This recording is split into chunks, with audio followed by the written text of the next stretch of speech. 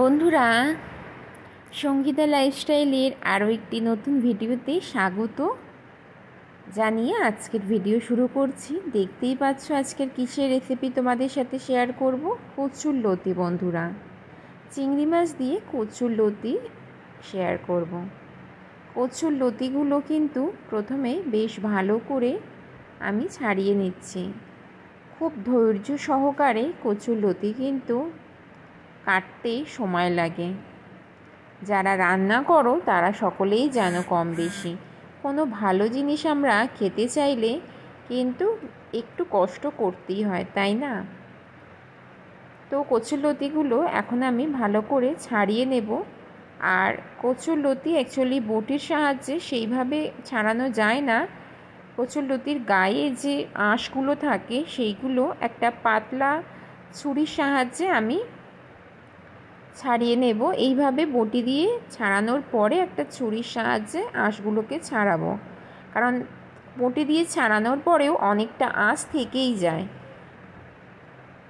তো চলো সঙ্গে থেকে আমার ভিডিওটা তোমরা দেখতে থাকো। আর নতুন বন্ধুরা একটা লাইক দিয়ে আমার চ্যানেলটাকে সাবস্ক্রাইব করে অবশ্যই আমার পাশে থাকো।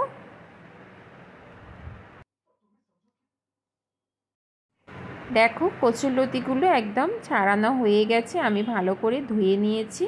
এইখানে রেসিপিটা বানানোর জন্য আমি নিয়েছি রসুন বাটা, কাঁচা লঙ্কা বাটা আর দুটো পেঁয়াজ। আর এখন কড়াইয়ে গরম জল আমি বসিয়ে দিয়েছি আর তার মধ্যে দিয়ে দিলাম কচুর লতিগুলো। আজকে চিংড়ি মাছ দিয়ে কচুর লতি তোমাদেরকে শেয়ার করব। দিয়ে নিচ্ছি হলুদের গুঁড়ো আর সামান্য একটু লবণ দিয়ে আমি কচুর লতিটা একটু ভাপিয়ে নেব। চিংড়ি মাছ দিয়ে কচুর লতি কিন্তু দুর্দান্ত লাগে খেতে। যারা এখনও পর্যন্ত এই রেসিপি ট্রাই করোনি, একবার হলেও ট্রাই করো আমার ভিডিওটা দেখে। এইদিকে দেখো চিংড়ি মাছগুলোকে আমি ভালো করে নুন হলুদ মাখিয়ে নিচ্ছি। আর আমি চিংড়ি মাছের পরিমাণটা অনেকটাই দিয়েছি আর একদম গোটা গোটাই রেখেছি। এদিকে দেখো আমার বেশ ভাপানো হয়ে গেছে কচুর লতিগুলো। এখন এটা জল ঝরিয়ে নেব।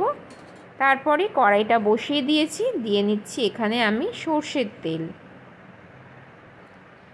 সর্ষের তেলে এখন আমি চিংড়ি মাছগুলো দিয়ে ভালো করে সামান্য হালকা করে ফ্রাই করে নেব।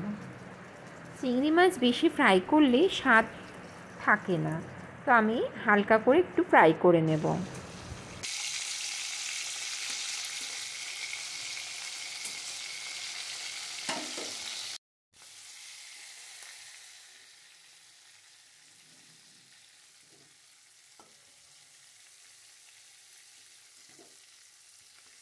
চিংড়ি মাছগুলো ফ্রাই করা হয়ে গেছে, আমি তুলে নিলাম। এখন ওই তেলের মধ্যেই আমি দিয়ে নেব আগে থেকে সামান্য একটু কালো জিরে দিলাম। আর তার পরেই আমি এখানে দিয়ে নিলাম পেঁয়াজ কুচিগুলো।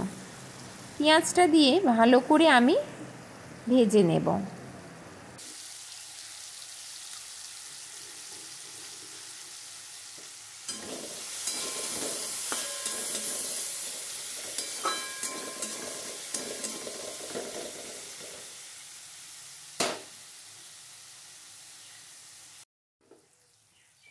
পেঁয়াজটা বেশ ভালো করে ভাজা হয়ে গেছে। এখানে আমি রসুন বাটা দিয়ে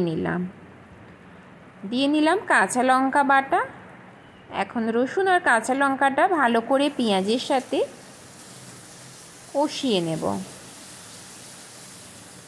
ততক্ষণ কষাবো যতক্ষণ না রসুনের কাঁচা গন্ধটা চলে যায়।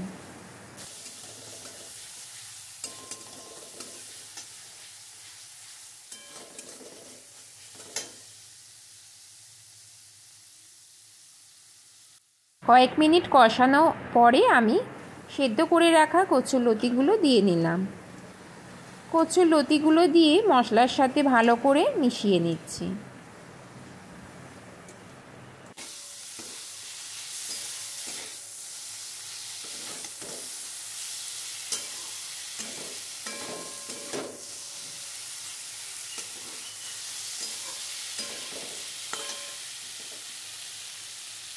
এখন এখানে দিয়ে নিচ্ছি হলুদ পরিমাণ মতো আর স্বাদ মতো লবণ।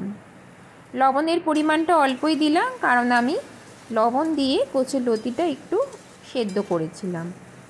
আবারও ভালো করে আমি কচুরলতির সাথে সমস্ত মশলাটা কষিয়ে নিচ্ছি।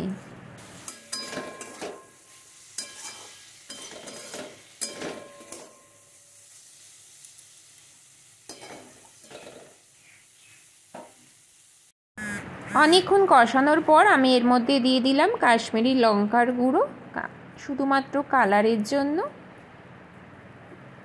এখন আমি এটা ভালো করে নাড়াচাড়া করে নিচ্ছি।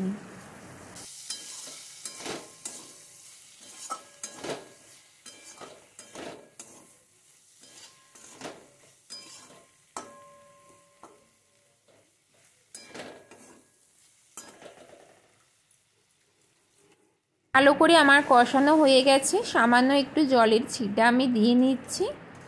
সামান্য একটু জলের ছিটা দিয়ে একটু নাড়াচাড়া করে নিচ্ছি। এখন আমি দিয়ে নেব আগে থেকে ভেজে রাখা চিংড়ি মাছগুলো।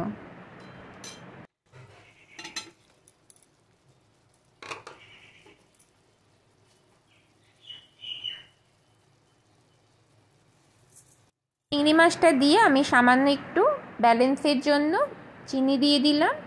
এখন পুরোটা ভালো করে আমি মিশিয়ে নেব। আমি এখানে কিন্তু আর একদমই জল ব্যবহার করিনি, কারণ কচুরলতিটা আগে থেকেই সেদ্ধ করা ছিল।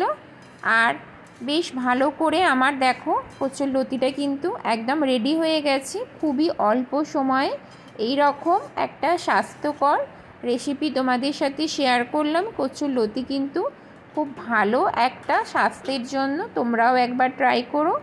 তো দেখো আমি একটু নাড়াচাড়া করে ঢাকনা দিয়ে দিয়েছিলাম, কিছুক্ষণ পরে দেখো ফিরে এসেছি। রেসিপিটা একদম রেডি হয়ে গেছে আমার। দেখতে কেমন হয়েছে তোমরাই বলো বন্ধুরা, অবশ্যই কমেন্ট করবে সুন্দর একটা, কারণ তোমাদের কমেন্ট পেলে আমি ভিডিও বানানোর উৎসাহ পাই। তো চলো এবারে আমি রেসিপিটা একটা পাত্রে সার্ভ করে নিই। দেখো চিংড়ি মাছ দিয়ে কচুরলতি একদম রেডি হয়ে গেছে। রেসিপিটা দেখতে তো বেশ ইয়াম্মি হয়েছে, খেতে দুর্দান্ত হয়েছিল বন্ধুরা।